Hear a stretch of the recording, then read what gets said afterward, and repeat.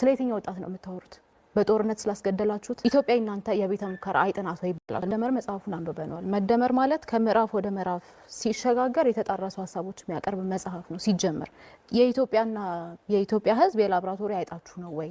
ኢትዮጵያስ የእናንተ ቤተ ሙከራ ናት ወይ የሚለውን እንድትመልሱልን እንፈልጋለን። ሀገረ መንግስት ጋርም ሀገረ መንግስት ምን እንደሆነ የምታውቁ አይመስለንም፣ በተግባራችሁ ተደጋጋሚ ስላረጋገጻችሁት። ወጣትም ስለወጣት ትጠቅሳላችሁ። ለወጣቱ የስራ ዕድል የወጣት ሀገር አድርገናታል።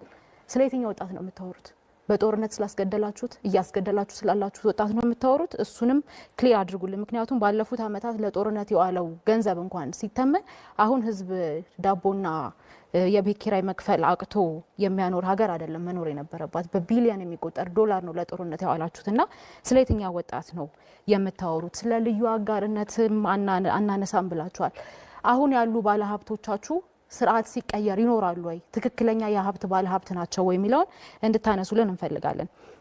ከውጭ ጥገኝነት የተላቀቀ ኢኮኖሚ የሚለውም ኮረም ሳይሞላ በፓርላማ ደረጃ የአይኤምኤፍን ጉዳይ አስወስናችሁ የወርልድ ባንክ ብድር አስወስናችሁ ኮረም ባልሞላበት ሁኔታ በየትኛው መስክ ነው ኢትዮጵያን ከእዳ ወደ ምንዳ ያሸጋገራችኋት? ምክንያቱም ፎርሹር ብር ዲቫሉዌት ሲደረግ በተደጋጋሚ የመኖሪያ ኮስትና አጠቃላይ ኢንፍሌሽኑ እንደሚጨምር አጣችሁት አይደለም ሙያችሁም ስለሆነና ኢትዮጵያ እናንተ የቤተ ሙከራ አይጥናት ወይ?